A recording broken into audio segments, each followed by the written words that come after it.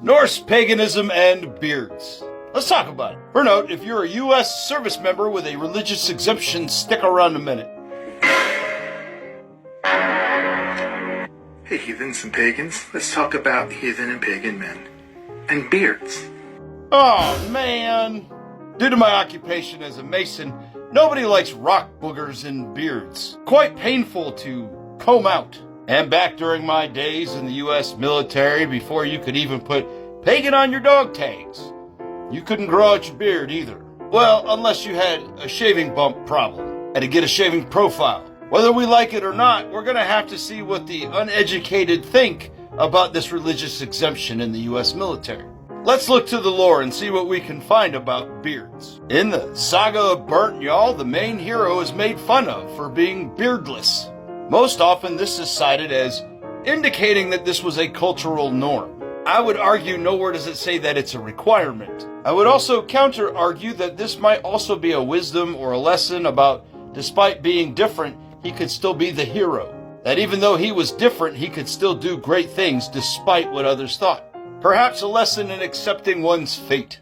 Now then, when Odin lost his son, he went into a deep depression. He was described as being unkempt, with wild hair and beard. Now then, Odin has many names, often with references to his beard. Gray beard, droopy beard, you get my point.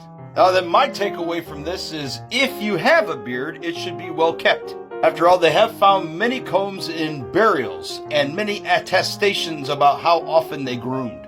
This could just be a lesson in hygiene for young men. And we cannot forget that a lot of the sagas are poems. This could have been something they added just for meter or to add dramatic effect. Now then, in the lore, there's a few other minor references, and I'm not going to get into them. We'll be here all night. But there's nothing that said we had to have them. What we do have is many attestations of being well kept, that there was honor and reputation in one's trade or profession.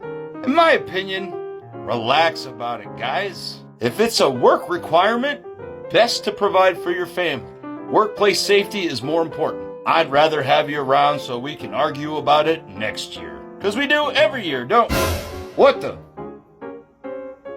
You know, the ancestors only had one set of laws, their own. Norse paganism, we kind of have implied laws from them and our country of origins laws. Or, you know, UCMJ. I'm not going to judge the bearded or beardless either way. You know, my charity home gang is coming up in 2 months. Because it's illegal for me to do a real one.